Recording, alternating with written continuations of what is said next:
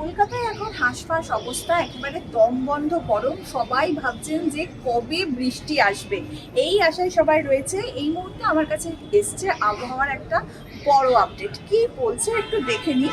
দক্ষিণবঙ্গে কিন্তু এরকম গরম আর অস্বস্তিকর আবহাওয়া বজায় থাকবে। প্রথমেই একটা ব্যাড নিউজ দিলাম, কিন্তু তারপরে একটা ভালো খবরও আছে। সেটা হচ্ছে আজকে বেশ কিছু জায়গায়, মানে দক্ষিণবঙ্গের বেশ কিছু জেলায় 19 এবং 20 তারিখ কিন্তু বৃষ্টির সম্ভাবনা রয়েছে।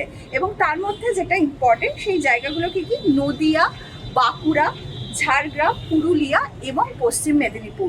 এই জায়গাগুলিতে বজ্র বিদ্যুৎ সহ বৃষ্টিপাতের একটা সম্ভাবনা রয়েছে।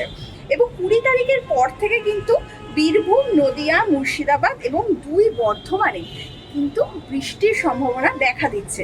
আর এই বৃষ্টিপাতের ফলে কিন্তু আবহাওয়ার যে পরিবর্তন, আপনারা ভাবছেন যে গরমটা একটু কমবে, সেটা কিন্তু আপাতত হচ্ছে না। গরমটা থাকছে, কিন্তু একটু বৃষ্টিতে হয়তো শান্তি একটু পাওয়া যাবে।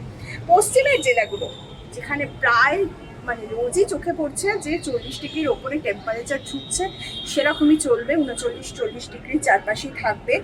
কলকাতা থেকে পার্শ্ববর্তী যে অঞ্চল রয়েছে, সেখানেও কিন্তু 7 দিন এরকমই গরম এবং অস্বস্তি বজায় থাকবে।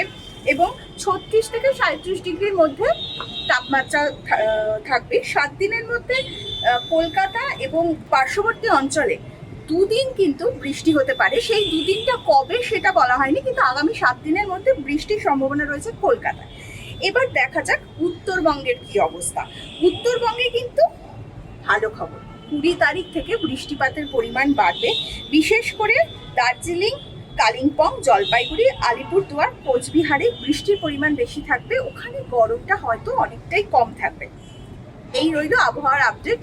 বাকিটা সবাই এই গরমে সুস্থ থাকুন, ভালো থাকুন, নিজের খেয়াল রাখুন।